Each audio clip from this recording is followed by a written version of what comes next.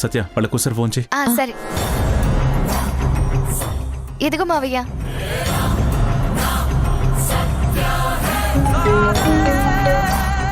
Hello. నమస్తే madam, నా పేరు మురారి. అమ్మవారిపల్లి నుంచి సత్య వాళ్ళ మావయ్యని మాట్లాడుతున్నాను. నమస్కారం. మీరా, ఎలా ఉన్నారు? మేం బాగున్నామండి. మీరంతా ఎలా ఉన్నారు? మేమందరం కూడా బాగున్నాం. మీ మేనకోడలు ఇక్కడ ముగ్గుల పోటీలో ఫస్ట్ ప్రైజ్ గెలుచుకుంది. చెప్పిందండి. అక్కడి నుంచి మాకు ఫోన్ చేసింది. అలాగే మీరిచ్చిన భగవద్గీతని తనిప్పుడే తీసుకొచ్చి కీర్తికిచ్చింది. ఆ గీతలో సారాంశాన్ని మీరు చెప్పిన విధానం తనకి సమయంలో మీరివ్వడం మాకు చాలా ఆనందంగా ఉందండి. అందుకే మీకు థ్యాంక్స్ చెప్పాలని ఫోన్ చేశాను. అయ్యో, అందులో నా గొప్పతనం ఏమీ లేదండి. ఆ అమ్మాయి పరిస్థితి గురించి సత్య మాకు చెప్పింది.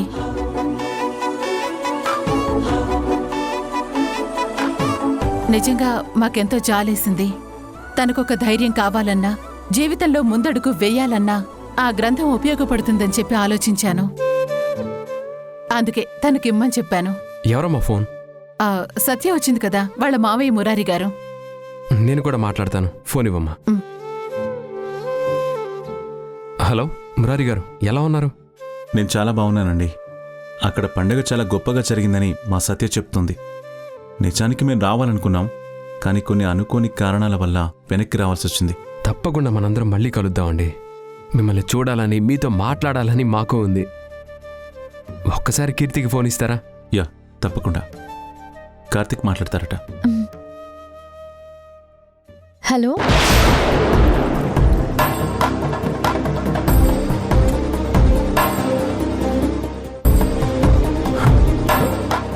హలో.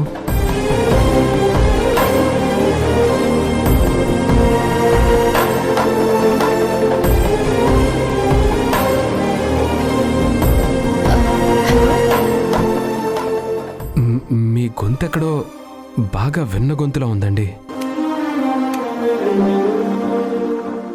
మీరు హలో అనగానే నాకేదో తెలియకుండా మీ గొంతు కూడా వింటుంటే నాకు బాగా తెలిసిన వ్యక్తి గొంతు విన్నట్టుగా ఉంది. కానీ ఇంతవరకు ఎప్పుడు మనం ఒకరికొకరు ఎదురు కూడా పడలేదు కదా. నిజమేనండి, కానీ ఎందుకో నాకు అలా అనిపించింది. సారీ. మీ పరిస్థితి అంతా మాకు అమ్మాయి చెప్పింది. మీరు చాలా జాగ్రత్తగా ఉండండి. అలాగేనండి. ఇంకో ముఖ్యమైన విషయం అండి, మీకు పంపించిన భగవద్గీత బుక్లో నేను ఎంతగానో అభిమానించి నా ప్రాణంగా చూసుకున్న నా భార్య ఫోటో ఉంది. పొరపాటున అందులో వచ్చేసిందండి. అది చూసుకోలేదు. ఆ ఫోటోని మాత్రం కొంచెం జాగ్రత్తగా ఉంచండి ప్లీజ్. తప్పకుండా. మళ్ళీ ఎప్పుడైనా మిమ్మల్ని కలిసినప్పుడు ఫోటో తప్పకుండా అందజేస్తాను. థ్యాంక్స్ అండి. ఆ ఫోటో నాకు దూరం అయిపోతుందేమో అని నేను ఎంతగానో బాధపడుతున్నాను. కానీ మళ్ళీ మీరు నాకు అందజేస్తానన్నారు. నాకిప్పుడు చాలా సంతోషంగా ఉందండి. ఏ జ్ఞాపకం అయితే నాకు ఇంక దొరకదు అనుకున్నానో మళ్ళీ అది నా దగ్గరకు వస్తుంది అన్న మాట నాకు చెప్పారు. చాలా థ్యాంక్స్ అండి. మీరు కూడా జాగ్రత్తగా ఉండండి. మీ ఆరోగ్యం జాగ్రత్త. అలాగేనండి, ఉంటాను.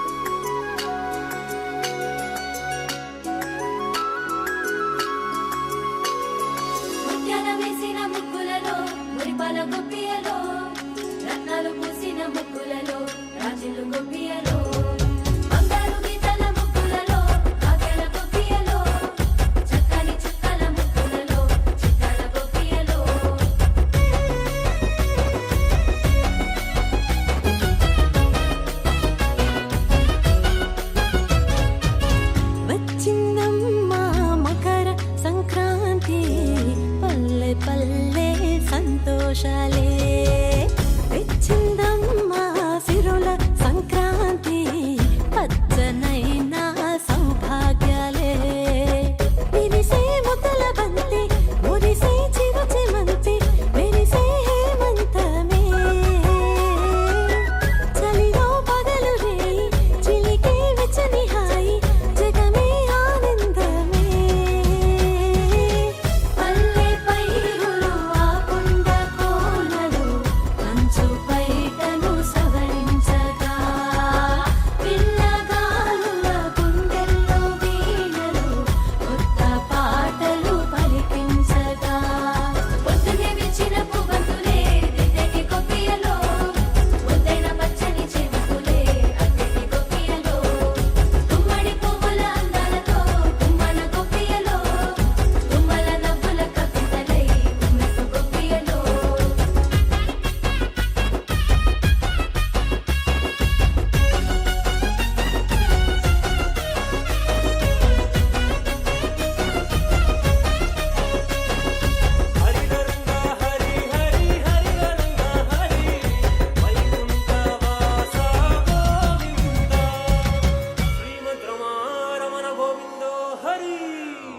కమ్మని హరిదాసు పాట కొమ్ముల బస్వన్న ఆట ఆ కోడి పందాలు జోడెత్తు పరుగుళ్ళు సంక్రాంతి శోభంతా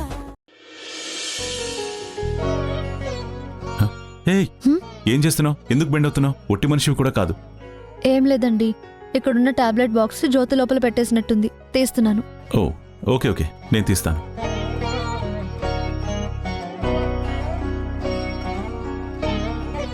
ఇదిగో తీసుకో. కిట్టయ్యా, వస్తున్నానమ్మా, అమ్మ పిలుస్తుంది.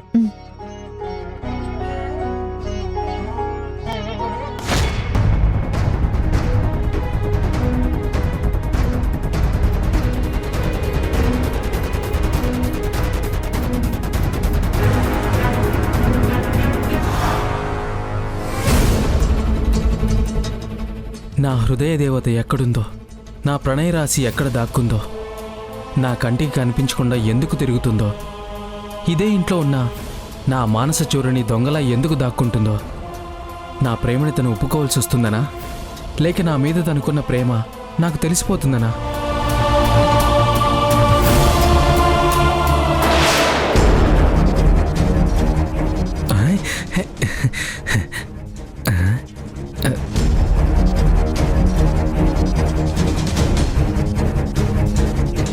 ఇన్ని రోజులు భగవద్గీతలో మంచిని బోధించే వాక్యాలే ఉంటాయనుకున్నాను, కానీ ఇందులో డబ్బు ఉంటుందని తెలుసుకోలేకపోయాను. ఈ డబ్బుని, ఈ బుక్ని రెండింటినీ మాయం చేస్తే బాగుంటుంది. డబ్బు నాకు, ఈ భగవద్గీత నా సత్యకి గిఫ్ట్ ఇవ్వచ్చు.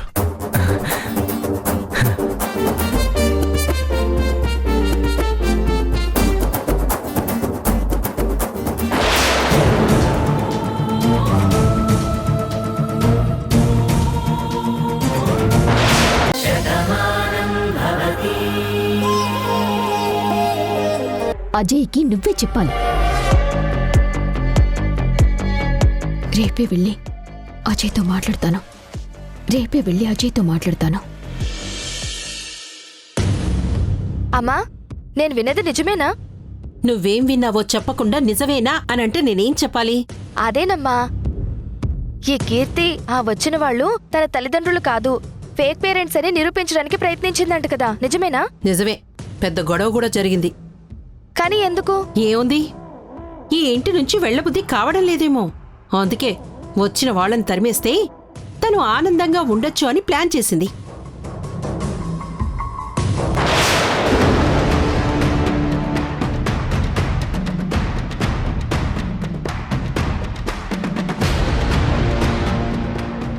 మనం ఇన్ని రోజుల నుంచి కీర్తిని గమనిస్తున్నాం కదా, తనెప్పుడూ అలా ప్రవర్తించే మనిషి కూడా కాదు. పోనీ వీళ్ళేమన్నా తప్పుగా ప్రవర్తించారేమో, అందుకే తను అలా చేసిందేమో. నువ్వు నోరు ముయ్యవే. అందరూ కీర్తిని పొగిడేసరికి నువ్వు కూడా దాని భజన బృందంలో చేరిపోయావా? నీ బుద్ధి ఏమైంది? తనని పంపించాలని నేనే ప్లాన్ వేశాను. ఇప్పుడు కాదంటే నేనెందుకు వదిలేస్తాను? అందుకే అది ఎన్ని నాటకాలాడినా కాదు, కూడదు, కుదరదు అని దాని బాధని తిప్పికొట్టి వాళ్లే తన వాళ్ళని నమ్మించాను. నువ్వింకెక్కడా ఇలాంటి మాటలు వాగకు.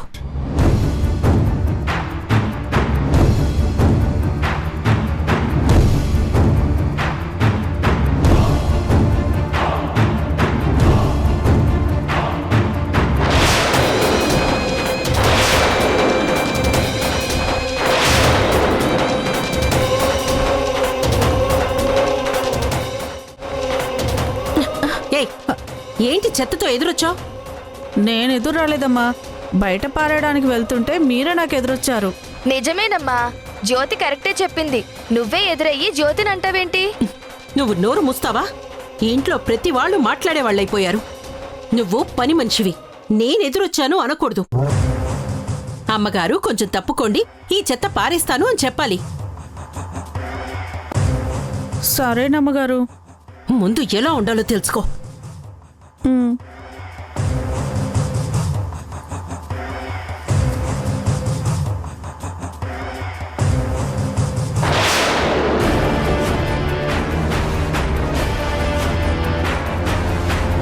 కీర్తి ఇలా చేస్తుంది అంటే నాకెందుకో తను తప్పనిపించడం లేదు. దీని వెనకాల ఏదో జరుగుతోంది, అది తెలుసుకోవాలి. మా అమ్మని అడిగితే నా మీద అరుస్తుంది తప్ప నాకేమీ చెప్పదు. ఎప్పుడూ ఇంతే.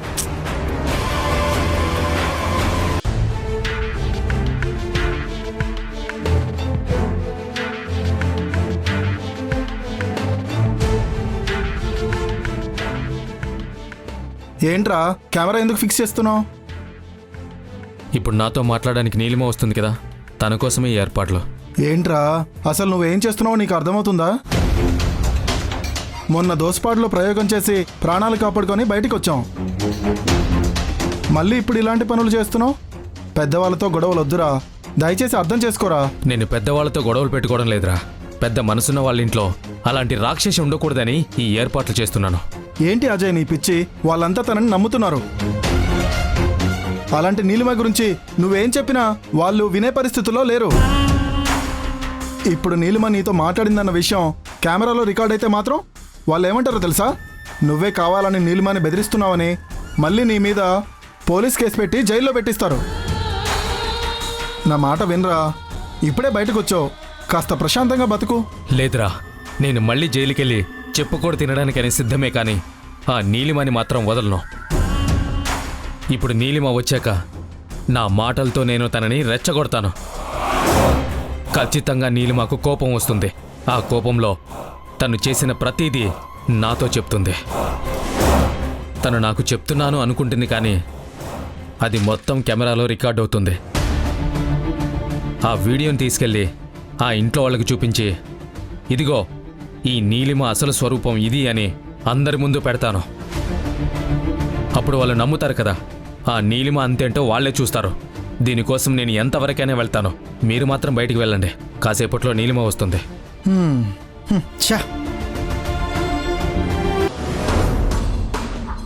రా నీలిమ, నీకోసమే ఎదురు చూస్తున్నాను.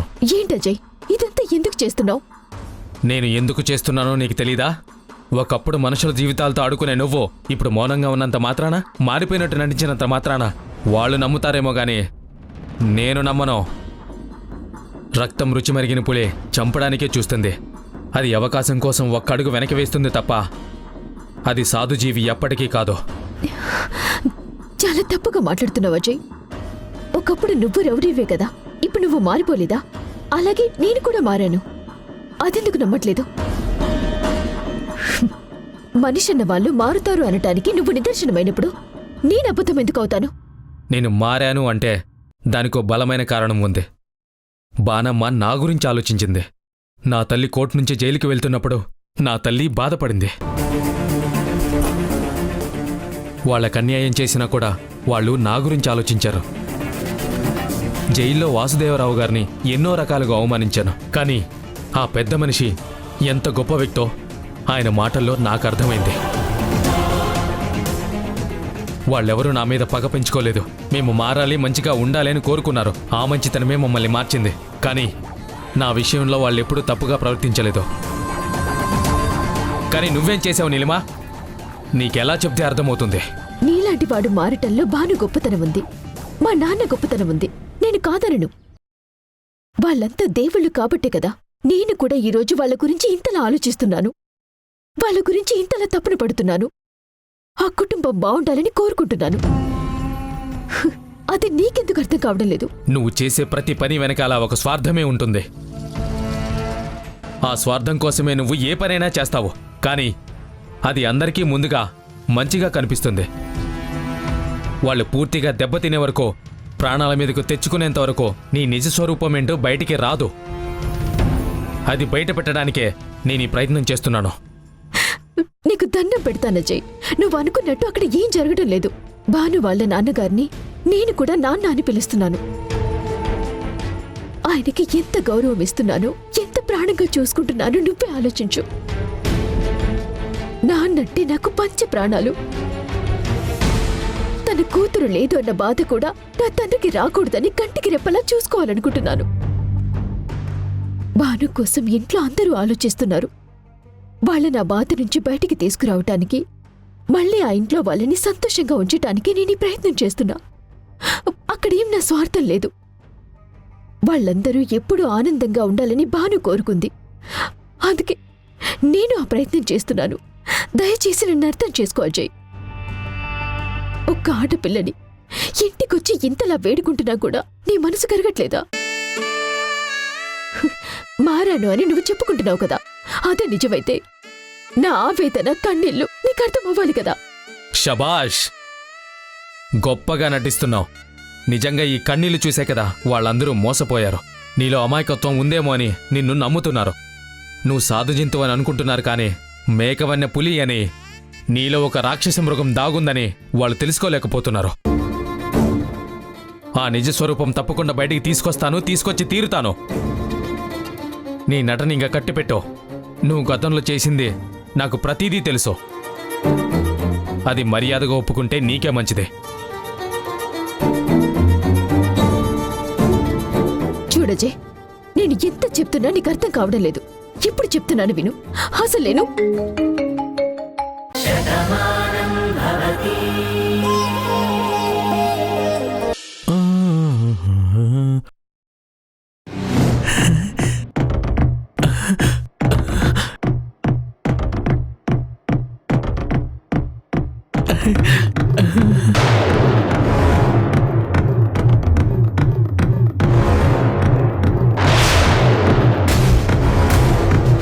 అప్పలనాయుడు,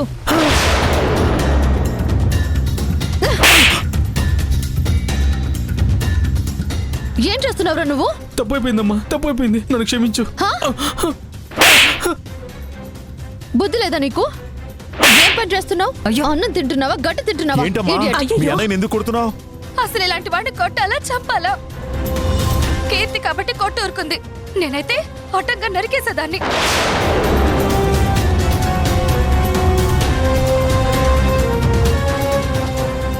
ఏంటి సత్య అలా మాట్లాడుతున్నావు? ఏం జరిగింది?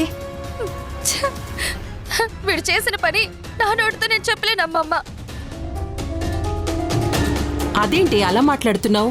అసలు ముందు ఏం జరిగిందో అది చెప్పు. ఏం చెప్పమంటారండి? వీడేం చేస్తున్నాడో ఒక ఆడపిల్ల ఎలా చెప్పగలుగుతుంది? ఇడియట్. సత్య గదిలో బట్టలు మార్చుకుంటుంటే వీడు చాటుగా చూస్తున్నాడు.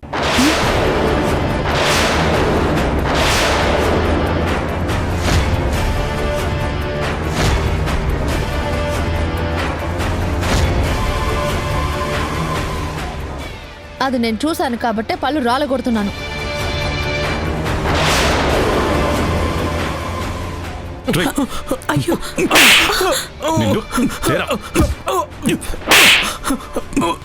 నిన్ను కూడా మా ఇంట్లో మనిషివని ఉండనిస్తే నువ్వు ఇలాంటి పనులు చేస్తావా? ఈ ఇంట్లో ఆడపిల్లల పట్ల ఇలా బిహేవ్ చేస్తావా?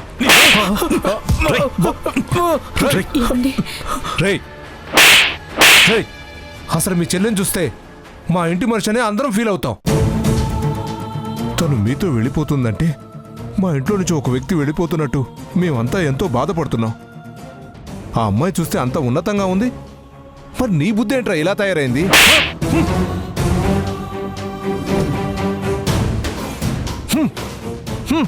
అసలు మీ అందరినీ ఇంటికి తీసుకొచ్చి తప్పు చేశాను. మీ బుద్ధి ఇలాంటిదని తెలిస్తే ఆ రోజే అక్కడే పాతేసేదాన్ని.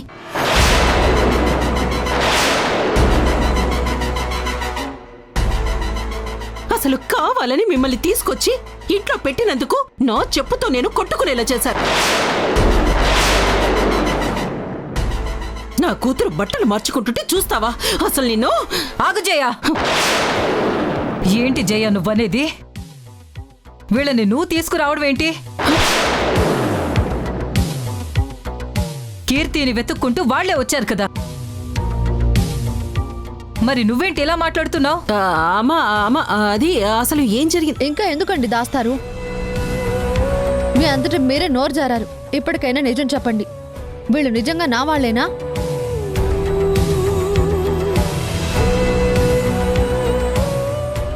వాళ్ళు నా వాళ్ళే అయితే వాళ్ళు చేసిన తప్పుకి నేనే అందరి కాళ్ళ మీద పడి క్షమాపణ చెప్పి ఇంట్లో నుంచి వెళ్ళిపోతాను.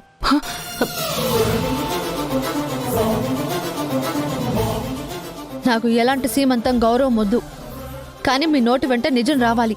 చెప్పండి. ఏంటి జయ, అత్తయ్య అడుగుతుంటే సమాధానం చెప్పవేంటి? ఆ అమ్మాయి నిన్ను అంతలా నిలదీస్తుంటే నువ్వెందుకు భయపడుతున్నావు?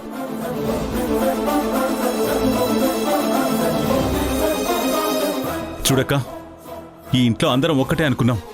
మనందరం ఎంత గౌరవ మర్యాదలతో బతుకుతున్న వాళ్ళం. అలాంటిది ఈరోజు నీ మాటల్లో, ప్రవర్తనలో చాలా తేడా కనిపిస్తుంది. నిజం చెప్పక్క, అసలేం జరిగింది? వీళ్ళ నువ్వు తీసుకురావడం ఏంటి? అంటే వీళ్ళు రాధ పేరెంట్స్ కాదా? తను కీర్తియా, నా రాధా? చెప్పక్క, చెప్పు చెప్పక్క. అవును, తను రాధే, కీర్తి కాదు.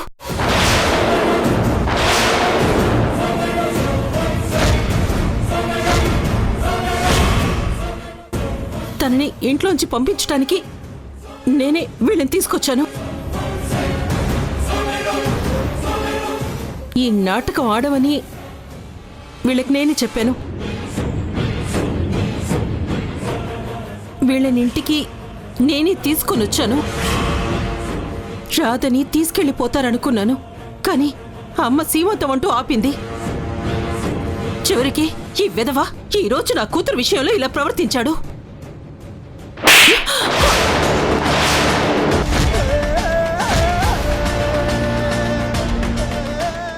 నీలాంటిది నా కడుపున పుట్టింది అంటే నా మీద నాకే అసహ్యం వేస్తుంది.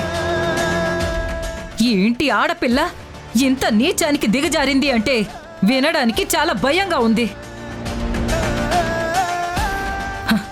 ఏం చేసిందే? తను నీకేం ద్రోహం చేసిందని ఈ ఇంటి నుంచి పంపించాలనుకున్నావు? ఒక ఆడపిల్లని ఎవరికో పరాయి వాళ్ళకు అప్పగించాలని ఎందుకు ప్రయత్నించావు? రాధ విషయంలో నువ్వంత ద్రోహం తలపెట్టినా తను మాత్రం ఆ విషయం మనసులో పెట్టుకోకుండా నీ కూతురు గురించి ఆలోచించింది. అది రాధంటే. చూడు జయ, నీ మెళ్ళో తాళి కట్టిన దగ్గర నుంచి ఈ ఇంటి గౌరవం నిలపాలని నేను కూడా పాటుపడుతూనే ఉన్నాను. రాధ ఈ ఇంటికి వచ్చాక తను మన అందరి కోసం ఆలోచించిన తీరు చూసి నా సొంత చెల్లి కన్నా ఎక్కువ అభిమానించాను.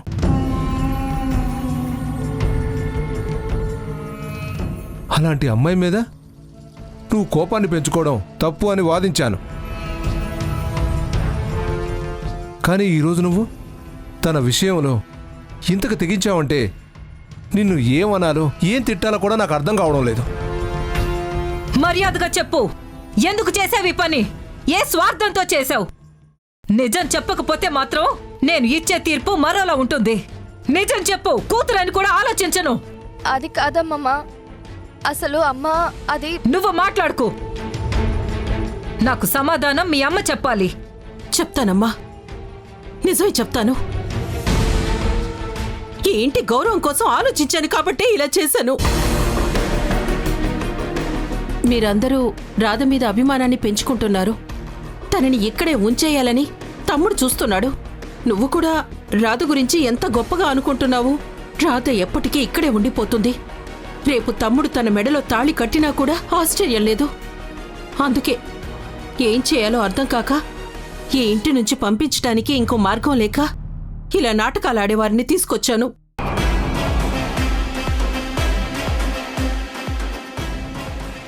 తన తల్లిదండ్రులుగా నటించి తీసుకెళ్లిపోమని చెప్పాను. నేను తనని పెళ్లి చేసుకుంటే నీకొచ్చే నష్టమేంటక్క? నేను ప్రేమించిన మనిషిని పెళ్లి చేసుకోవాలి అనుకోవడంలో తప్పే ఉంది. ముమ్మాటికి తప్పే.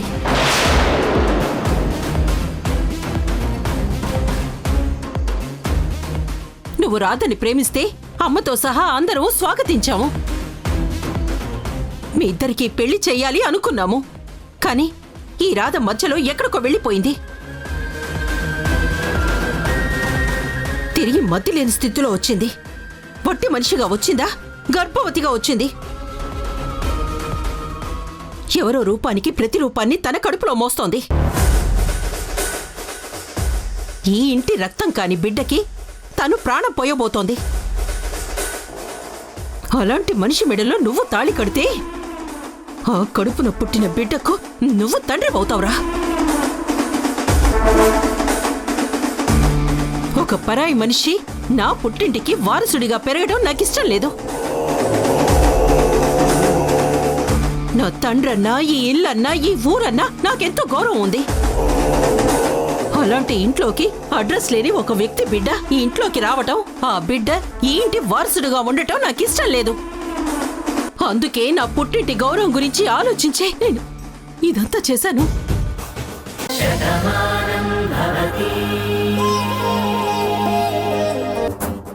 అన్నయ్య వాళ్ళని పంపిద్దామని నేను ఆలోచిస్తుంటే మనం కూడా వెళ్దామని పార్థు అంటున్నాడు.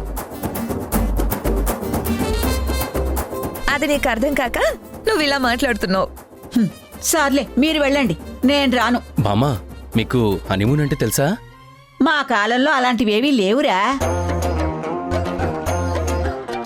పెళ్ళయిందంటే అత్తవారింటికి తల దించుకుని రావడమే. కాటికి వెళ్లే వరకు ఆ ఇంట్లోనే ఉండడం. అంతేగాని ఇలా తేనెచంద్రుని చూడడం మా కాలంలో లేదురా. తేనెచంద్రుడా అంటే? నువ్వు ఇంగ్లీష్లో ఏడ్చింది నేను తెలుగులో చెప్పి చచ్చాను అంతే. అయినా పెళ్ళైన ఇన్నేళ్ల తర్వాత మీరేం వెళ్తారు గాని పెళ్లి కాబోయే ఆ కొత్త జంటని పంపించండి. ఇంతకీ నాతో ఏదో మాట్లాడాలని వచ్చారన్నారు. ఏంటి విషయం బామ్మగారు? అయ్యో, ఈ మాటల్లో పడి అసలు విషయం ఏంటో మర్చిపోయాను. గుర్తొచ్చినప్పుడు మళ్ళీ వచ్చి చెప్తానులే.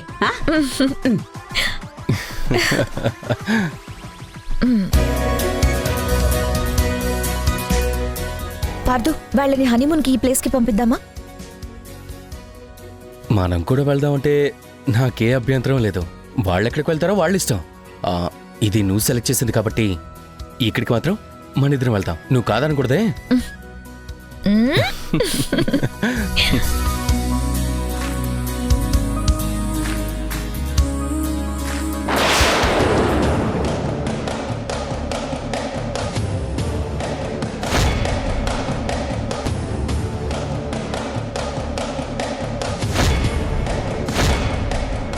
నీలాంటిది నా కడుపున పుట్టింది అంటే నా మీద నాకే అసహ్యం వేస్తుంది. రాధ విషయంలో నువ్వంత ద్రోహం తలపెట్టినా తను మాత్రం ఆ విషయం మనసులో పెట్టుకోకుండా నీ కూతురు గురించి ఆలోచించింది. అది రాధంటే. ఏం సాధించావే నువ్వు? నీ కూతురు పెళ్లి చెయ్యాలని నువ్వు ఎన్నో కలలు కన్నావు.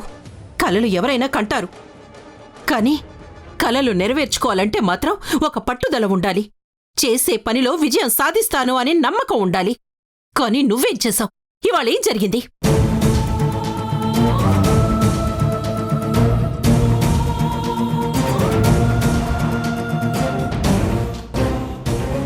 ఏంటి, నీకు కూడా నా మీద కోపంగా ఉందా? మీ అమ్మ ఏమీ చెయ్యలేకపోతుందని నన్ను తిట్టాలనిపిస్తోందా? లేదమ్మా, మనం చేసే తప్పేమో అనిపిస్తుంది. ఏం మాట్లాడుతున్నావే? నే తప్పు చేశానంటున్నావా? అవునమ్మా, ఇది ముమ్మాటికే తప్పే అని నా మనసు గట్టిగా చెప్తుంది. బాగా ఆలోచించు. మనం చేసేది కరెక్టే అయితే ఒక్కసారి కాకపోతే ఇంకొకసారైనా సక్సెస్ అవ్వాలి. కానీ రాధ విషయంలో ఇలా ఫెయిల్ అవుతున్నాము అంటే రాధని ఆ కొండ మీద అమ్మవారే కంటికి రెప్పలా కాపాడుతుందని అర్థమవుతుంది కదమ్మా. దేవత నిజం వైపే ఉంటుందమ్మా, అందుకే మన వైపు లేదనిపిస్తుంది. పిచ్చి పిచ్చిగా మాట్లాడుకో. ఇదంతా ఎవరికోసం చేస్తున్నానో నీకు తెలీదా? నువ్వు కడుపులో పడ్డప్పుడే ఆడపిల్ల పుట్టాలని కోరుకున్నాను. నా పుట్టింటికే కోడలిగా పంపించాలని నిర్ణయించుకున్నాను. ఈ ఆస్తి ఐశ్వర్యం నా కూతురే అనుభవించాలి అని నిన్ను పెంచుతూ నేను కలకంటూ ఉన్నాను. అలాంటిది ఈ ఇంటికి ఇంకెవరో వ్యక్తి వచ్చి ఈ సంపదని గద్దలా తన్నుకుపోతాను అంటే నేనెలా ఊరుకుంటాను? నీకు అన్యాయం జరుగుతుంది అంటే నేనెలా తట్టుకుంటాను? అందుకే ఏం చేసైనా సరే నీకు మీ మామయ్యకి పెళ్లి చేయాలని పంతం పట్టాను. అది తప్పెలా అవుతుంది? అమ్మవారికి నా మీద కోపం ఎందుకు వస్తుంది? ఆ జగన్మాత కూడా అమ్మే. ఆవిడ జగత్తు గురించి ఆలోచిస్తే నేను జన్మనిచ్చిన మనిషి గురించి ఆలోచిస్తున్నాను. తల్లిగా నీ మమకారం కరెక్టే కావచ్చమ్మా, కానీ పరిస్థితులు మనకెదురు తిరుగుతున్నాయి అన్నప్పుడే నా రాత ఏంటో నాకు అర్థమయ్యింది. ఆ దేవత రాసిన రాతని నువ్వెలా చెరపగలవమ్మా? మార్చి ఇంకెలా రాస్తావు? ఇది ఇక్కడితో వదిలే అమ్మా. కనీసం రాధా మావయ్య అయినా సంతోషంగా ఉంటారు. పిచ్చిదాన్లా మాట్లాడకు. అయినా నువ్వు అమాయకురాలివి. ఈ ఇంట్లో ఉంటే నాకు ధైర్యంగా ఉంటుంది. నా తమ్ముడు భార్యగా ఉంటే నీ జీవితం బాగుంటుంది. పొరపాటున కూడా నువ్వు ఇంకో ఆలోచన బయటికి రానివ్వకు. ఆలోచనలు మాత్రమే మిగులుతున్నాయమ్మా, ఆచరణ ఏం కనిపించట్లేదు. చూడు సత్య, ఇన్ని రోజులు మా అమ్మకు తెలియకుండా ఏదైనా చేసి ఆమె నోటి నుండి మీ ఇద్దరికీ పెళ్లి చేద్దామన్నమాట తీసుకురావాలని ప్రయత్నించాను. కానీ అందులో నేను ఫెయిల్ అయ్యాను. అందుకే నేనొక నిర్ణయానికొచ్చాను. ఏంటమ్మా అది? ఈ ముసుగులో గుద్దులాట అనవసరం. నేనే వెళ్ళి మీ అమ్మమ్మతో మాట్లాడతాను. మురారికి నా కూతురికి పెళ్లి చెయ్యమ్మా అని అడుగుతాను. వాళ్ళిద్దరూ నీ కళ్ల ముందే సంతోషంగా ఉంటారని మా అమ్మకి అర్థమయ్యేలా నేను చెప్తాను. రేపే ఈ కథకి ముగింపు పలుకుతాను. అలా జరుగుతుంది అనుకుంటున్నావా అమ్మా? అమ్మమ్మ ముందు అసలు నువ్వు మాట్లాడగలవని భావిస్తున్నావా? నా కూతురివి కాబట్టి నీ మీద నాకు ఇంత మమకారం ఉంది.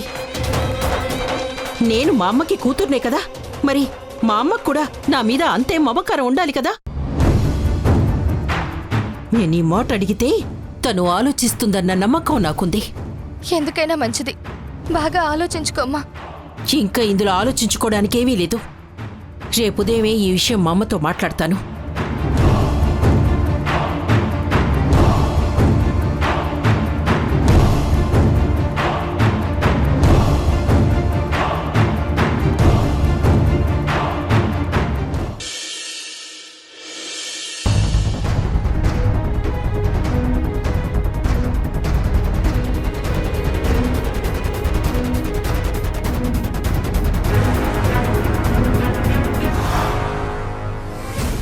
ఈ దుర్మార్గురాలని మీరు కూతురు అనుకుంటున్నారు, కానీ తన నిజ స్వరూపం ఏంటో తెలుసుకోండి.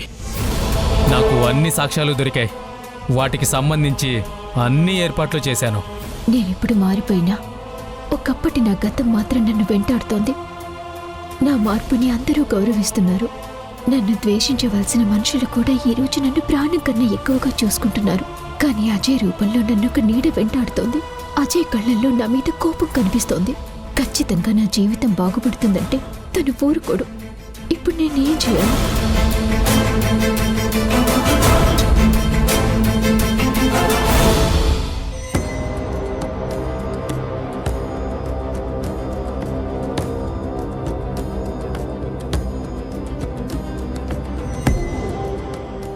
నువ్వు మా ఇంటి మనిషివి కానంత వరకు నీ గురించి ఎవరెవరో ఏదేదో చెప్తారు. ఇక మీరిద్దరూ కలిసి ఆ 7 అడుగులో కూడా నడిస్తే ఈ ఇంటి వైపు కన్నెత్తి చూసే ధైర్యం ఎవ్వరూ చెయ్యరు. ఒక పక్క అందరూ మా పెళ్లి జరుగుతుందన్న ఆనందంలో ఉన్నారు. నా వల్ల కార్తీక్ జీవితం సంతోషంగా ఉంటుందని ఎన్నో కలలు కంటున్నారు. నేను కూడా నా కుటుంబం బాగుండాలని, బాను ఉంటే ఆ ఇల్లు ఎంత హ్యాపీగా ఉంటుందో వాళ్ళందరినీ అలాగే చూసుకోవాలని ఎన్నో ఊహించుకుంటున్నాను. కానీ ఈ అజయ్ వల్ల అవేవి జరిగేలా కనిపించడం లేదు. ఇప్పుడు నేనేం చేయాలి? ఎలాంటి నిర్ణయం తీసుకోవాలి? ఏం చేస్తే అజయ్ నన్ను అర్థం చేసుకుంటాడు?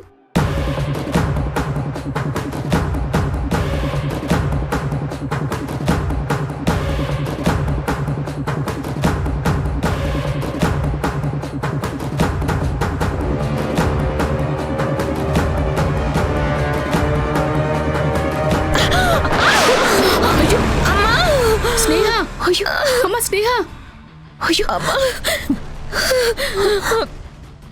సారీ అండి. అయ్యో, ఏదో ఆలోచిస్తూ కార్ స్పీడ్గా నడిపాను. మీకేం దెబ్బలు? అయ్యో, ఏంటమ్మా యాక్సిడెంటా? మనుషుల్ని తొక్కించేస్తారా? అది కదండి, చూసుకోలేదు అని చెప్తున్నాను కదా. ఇలాంటి వాళ్ళని ఊరికే వదిలేయకండి, పోలీస్ కంప్లైంట్ ఇవ్వండి.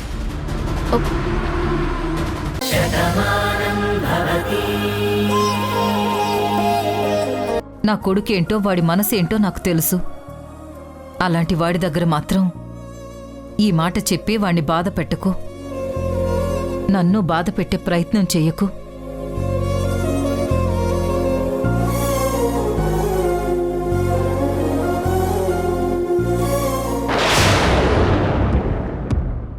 ఏ మనిషి వల్లైతే పెళ్లి జరగదు అని నేను అనుకున్నానో ఆ మనిషి వచ్చి నా కూతుర్నిచ్చి పెళ్లి చేయమని చెప్తే అమ్మిలా మాట్లాడటమే నాకు చాలా చిరాకుగా ఉంది.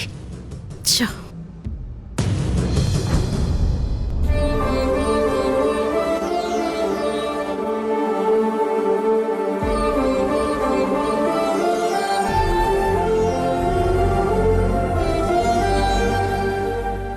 ఏంటమ్మా అలా చూస్తున్నావు?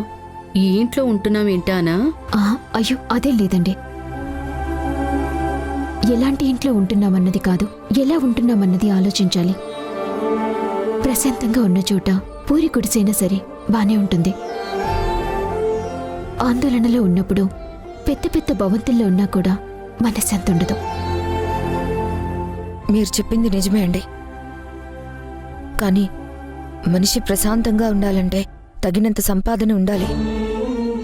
ఇప్పుడు నేను అమ్మ ఉంటున్నాం, ఏదో చిన్న జాబ్ చేసుకుంటూ బ్రతుకుతున్నాం. చాలని జీతం, జీవితం ఎలా గడుస్తుందో అని ప్రతిరోజు అనుకుంటూ ఉంటాము. స్నేహ, ఆ అమ్మాయి మన ఇంటి దగ్గర దించడానికి వచ్చింది. ఇప్పుడు తనతో అవన్నీ చెప్పడం అవసరమా? నువ్వు పదమ్మా.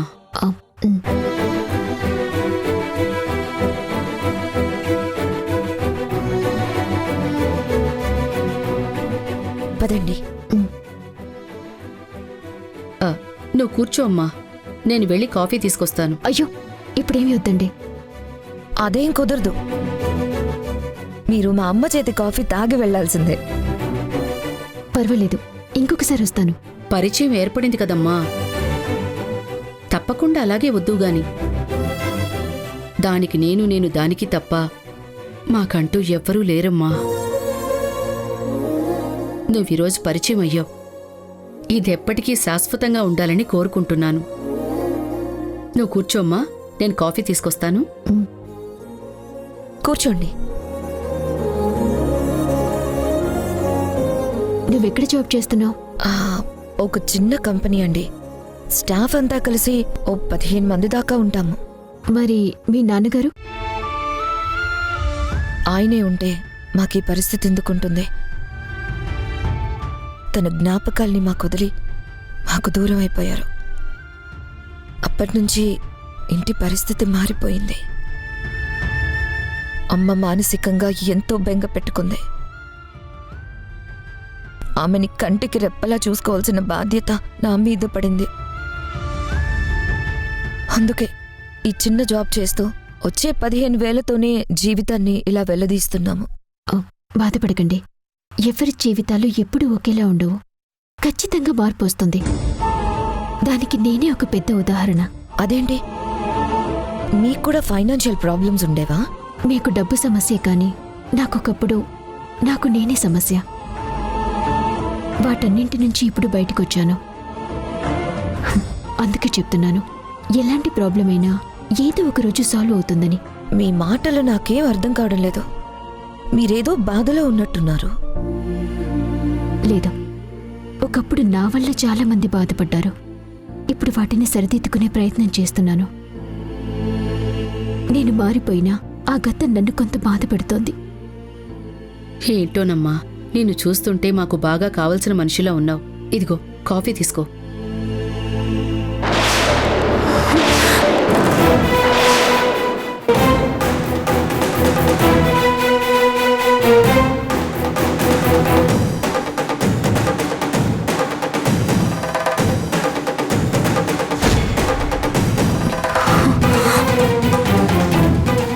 అలా చూస్తున్నావు?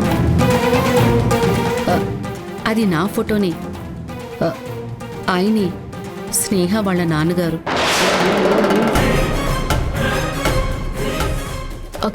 ఆయన మీ భర్త? అవునమ్మా. నాన్నకు కూడా అమ్మంటే చాలా అభిమానం ఉండేది. నేనున్నా కూడా ఎంతో ప్రాణంగా చూసుకునేవారు. అలాంటి నాన్న మాకు దూరం అయిపోయిన బాధ మాకు అనుక్షణం వెంటాడుతూనే ఉంటుంది. అదేంటమ్మా కాఫీ తాకుండా వెళ్తున్నావు? ఏమండి? అమ్మా,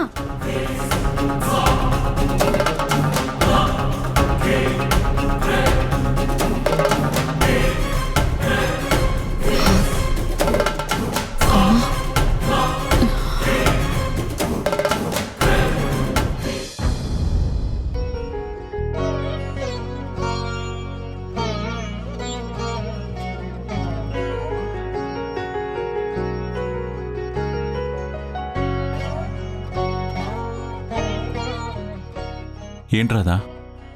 మీతో నేను మాట్లాడాలి. కూర్చో రాధా.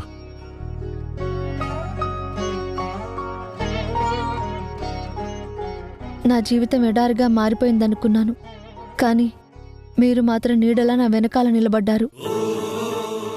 కానీ నా వల్ల మీకు కానీ మీ ఇంటికి కానీ చెడ్డ పేరు రాకూడదని నేను కోరుకుంటున్నాను.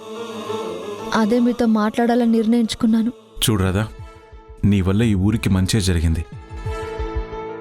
నువ్వు మా మనిషివి అని ఊరందరికీ తెలుసు. నీ వల్ల మా ఇంటి పేరు కూడా నిలబడుతుంది. ఇంకా ఎందుకు నువ్వు ఇలా ఆలోచిస్తున్నావు? నా డెలివరీ సమయంలో నాకు గతం గుర్తొస్తుందని మీరే చెప్పారు. అప్పుడేం జరుగుతుందో నాకు తెలుస్తుంది కదా. ఆ గతం మొత్తం మీకు చెప్తే మీ నిర్ణయం ఎలా ఉంటుంది? రాధా, నువ్వు ఎవరి చేతిలోనో మోసపోయావని నేను బలంగా నమ్ముతున్నాను. నేను మనసారా ప్రేమించిన మనిషివి. నాకు ప్రాణమైన మనిషిని ఎందుకు మోసం చేశావని ఆ వ్యక్తిని పట్టుకుని చట్టానికి అప్పగించి శిక్ష పడేలా చేస్తాను. లేదండి, ఒక రూపాన్ని నా కడుపులో మోస్తున్న నేను ఎప్పటికీ ఇక్కడ ఉండలేను. నేను వెళ్ళిపోయే పరిస్థితి వస్తుంది. వెళ్ళిపోక తప్పదు కూడా. అప్పుడు మీ నిర్ణయం ఏంటి అని అడుగుతున్నాను. చూడు రాధా, నువ్వు బాధపడితే నేను భరించలేను. నీ సంతోషం కోసం నేను ఎంతవరకైనా వెళ్తాను. అంతేకాని నువ్వు దూరం అయిపోతావన్న ఊహని కూడా నా ఊహల్లోకి రానివ్వను. నా ఊపిరున్నంత వరకు నా రాధ నాతోనే ఉండాలని నేనెప్పుడూ కోరుకుంటాను. చిగురించిన ప్రతి ప్రేమ ఫలించాలని ఎక్కడా లేదండి. దానికి చరిత్రలో ఎన్నో ఉదాహరణలున్నాయి. విడిపోలేదు అనుకున్న ప్రేమికులు కూడా విడిపోవలసిన పరిస్థితి వచ్చింది. విడివిడిగా బతకవలసిన రోజులొచ్చాయి. కానీ రాధా, నిజమైన ప్రేమ దూరంగా ఉన్నా కలిసే ఉంటుంది. ఊహల్లో బ్రతికే ఉంటుంది. మనస్ఫూర్తిగా ప్రేమిస్తే ఆ మనిషి ఎక్కడున్నా మనతోనే ఉన్నట్టుంటుంది. తనని దూరం చేసుకోవాలన్న ఊహ వస్తేనే ఎదుటి వ్యక్తిలో లోపాలు తప్పులు కనిపిస్తాయి. కానీ ఆ మనిషితోనే బ్రతకాలి, ఆ మనిషితోనే ఉండాలి అనుకున్నప్పుడు ఆ వ్యక్తి జీవితంలో జరిగిన పొరపాట్లని సరిదిద్దాలన్న ఆలోచన వస్తుంది. నీ విషయంలో నాకు అదే ఉంటుంది. నిన్ను బాధ పెట్టిన వాళ్ళని శిక్షించాలనుకుంటానేమో కానీ ఎవరో చేసిన తప్పుకి నువ్వు శిక్ష అనుభవించాలని నేను ఏ రోజు కోరుకోను. అందుకే ఊరంతా ఒక్కటైనా అమ్మ తీర్పు చెప్పినా ఎదిరించి నువ్వు ఇక్కడే ఉండాలని నేను కోరుకున్నాను. మిమ్మల్ని ప్రేమించిన అమ్మాయి ఎంత అదృష్టవంతురాలండి. ఇంత స్వచ్ఛమైన ప్రేమను పొందాలంటే ఎన్నో జన్మల పుణ్యం ఉండాలి. కానీ నేనేంటి అన్నది నాకే తెలియదు. అందుకే మీ జీవితంలో నేను ఉండకూడదనుకున్నాను. కానీ రాధ జీవితంలో నుంచి మీరు వెళ్ళిపోలేను అని మీరు చెప్తున్నారు.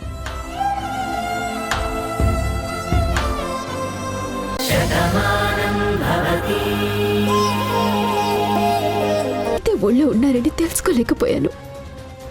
ఇప్పుడే ఆ నిజం తెలిసింది. అందుకే మరొకసారి కన్ఫర్మ్ చేసుకోవాలని వెళ్ళాను. పూర్తిగా కన్ఫర్మ్ అయ్యాకే తిరిగొచ్చాను. నువ్వేం మాట్లాడుతున్నావో నాకు అర్థం కావడం లేదమ్మా. మన మధ్య బంధుత్వం ఉందా? ఎలా?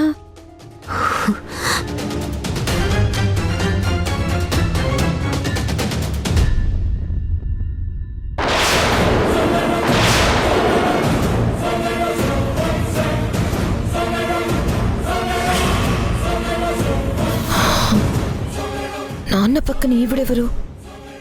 మా అమ్మే. అంటే నువ్వు? అవును పెద్దమ్మ, నేను స్నేహ ఒక తండ్రి పిల్లలం. మా అమ్మ నాన్న ఎప్పుడో శాశ్వతంగా ఈ ప్రపంచాన్ని వదిలి వెళ్ళిపోయారు. అప్పటి నుంచి మా మావయ్య నన్ను పెంచారు, కంటికి రెప్పలా కాపాడుకున్నారు. అలాంటి మావయ్య కూడా కొన్నాళ్ల క్రితం వెళ్ళిపోయారు. ఇంకా నేను ఒంటరిగానే మిగిలిపోయాను అనుకున్నాను. కానీ ఈ రోజు ఇలా మళ్ళీ మనం కలుస్తామని ఊహించలేకపోయాను. ఏంటమ్మా ఇది? నాకేం అర్థం కావడం లేదు. నాన్నగారు లేరు అని చెప్పావు, అంటే ఆయన చనిపోయారని అనుకున్నాను. కానీ ఇదేంటి? మీ నాన్నగారు నన్ను ప్రేమించి పెళ్లి చేసుకున్నారు. కానీ తర్వాత ఇంట్లో గొడవల వల్ల మేం వేరుగా ఉన్నాము. కొన్నాళ్లకు ఆయన విదేశాలకు వెళ్ళిపోయారు. ఆ తర్వాత మళ్ళీ తిరిగి రాలేదు. నేను కూడా ఆయన లేరనే అనుకున్నాను. వెళ్ళిపోయారు అన్న భ్రమలోనే బ్రతికాను. కానీ మా అమ్మ నాకు చెప్పింది పెద్దమ్మ, తను ఎవరినో ప్రేమిస్తే మా తాతయ్య పట్టుపట్టి మా అమ్మనిచ్చి పెళ్లి చేశారని. తర్వాత వాళ్ళు ఇండియా ఎప్పుడూ రాలేదు, అమెరికాలోనే సెటిల్ అయిపోయారు. నాకు జన్మనిచ్చాక నాకు ఊహ తెలుస్తున్న క్రమంలో వాళ్ళు ఈ లోకం నుంచి వెళ్ళిపోయారు. మా మావయ్యకి మా అమ్మ నన్ను అప్పగించింది. అప్పటి నుంచి ఈ ఫోటోలోని వాళ్ళని చూస్తున్నాను. నా వాళ్లతో మాట్లాడుకోవాలనుకుంటే ఈ ఫోటోతోనే మాట్లాడుకున్నాను. కానీ ఈరోజు పెద్దమ్మ అక్క అని నాకిద్దరున్నారు. ఇక నుంచి మీరు నా వాళ్ళు.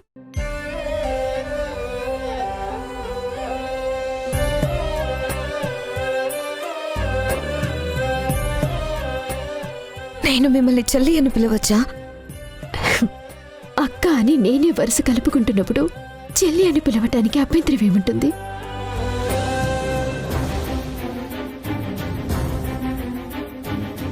ఈ రోజు నాకు చాలా సంతోషంగా ఉందమ్మా. ఇన్నాళ్ళు నేను నా కూతురు ఒంటరి వాళ్ళం అనుకున్నాం. ఆ ఫోటో చూస్తూ మమ్మల్ని ఎందుకండి ఇలా అన్యాయం చేసి వెళ్ళిపోయారు అని అనుకునేవాళ్ళం.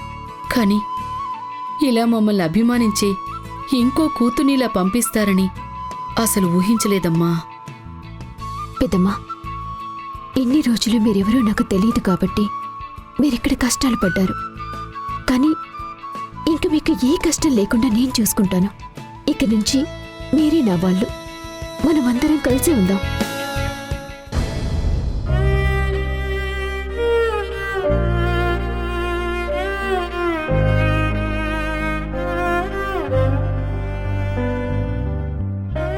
అదేంటమ్మమ్మా, అన్నం దగ్గర కూర్చుంటే ఎలాంటి ఆలోచన లేకుండా తినాలని చెప్పి నువ్వే చెప్పేదానివి కదా.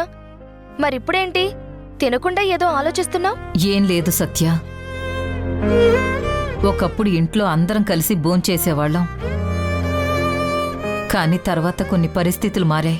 అదే ఏంటా అని ఆలోచిస్తున్నాను. ఏం లేదులే అమ్మమ్మా, చిన్న చిన్న సమస్యలు వచ్చినంత మాత్రాన ఇంటి పరిస్థితులు మారవు కదా. సర్దుకుంటాయిలే, నువ్వు తిను. కిట్టయ్యా, భోంచేద్దూరా. సత్య, మామయ్య కూడా అన్నం వడ్డించు. అలాగే. సత్య, బావ కూడా అన్నం తిన్నారా? అదేంటి మావయ్య, మా ఇద్దరి గురించి అడుగుతున్నావు, మా అమ్మ గురించి అడగవా?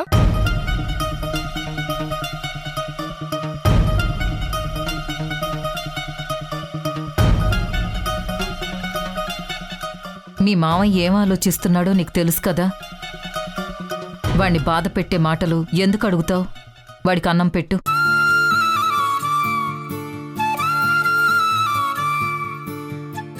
అమ్మా, నిన్నొక మాట అడుగుతాను, ఏమీ అనుకోవు కదా? నేను నీకు తల్లిని కిట్టయ్యా, నీ మనసుని అర్థం చేసుకునే మనిషిని. నువ్వు నాతో మాట్లాడితే తప్పుగా ఎందుకు అనుకుంటాను? నా గురించి నువ్వు ఏ విషయంలో కూడా తప్పుగా అనుకోవని నాకు తెలుసమ్మా. కానీ నేనిప్పుడు అడగాలనుకుంటున్నది నా రాధ గురించి. రాధ గురించా? ఏంటి మావయ్య? చెప్పు కిట్టయ్యా, రాధ నీతో ఏమైనా మాట్లాడిందా? తను డెలివరీ అయ్యాక ఇక్కడి నుంచి వెళ్ళిపోవాలనుకుంటుంది. తనకి గతం గుర్తొస్తే జరిగిందేంటో చెప్తే మనం ఎలా తీసుకుంటామా అని ఆలోచిస్తుంది. అమ్మా, ఒకవేళ రాధ గతం ఏదైనా నువ్వు ఎలాంటి నిర్ణయం తీసుకుంటావమ్మా? రాధని ఇక్కడే ఉండిపోమంటావా, లేదా వెళ్ళిపోమంటావా, లేదంటే నా జీవితంలోకి తీసుకోమంటావా?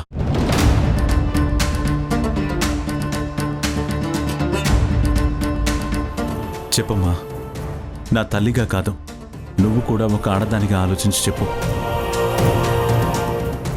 రాధేంటో నీకు పూర్తిగా తెలుసు.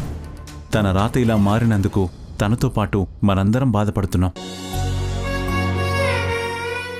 కానీ అలా అని రాధని వదిలేయాలని, ఒంటరిగా పంపించాలని నాకు లేదమ్మా. అందుకే నిన్నడుగుతున్నాను.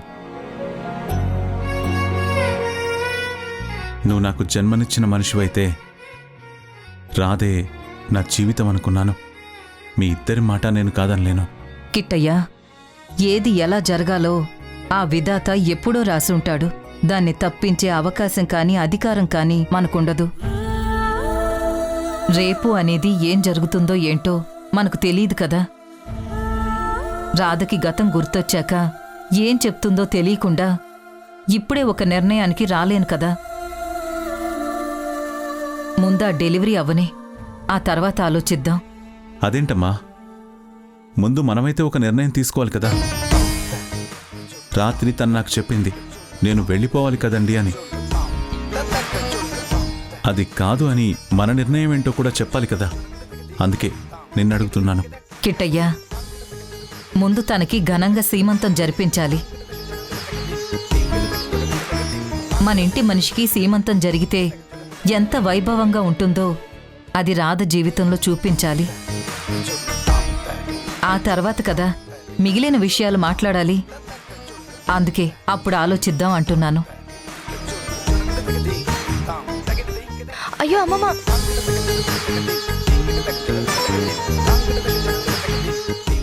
ఎప్పుడూ లేంది రాధ అలా అడిగిందేంటి? మావయ్య బాధపడతాడు కదా.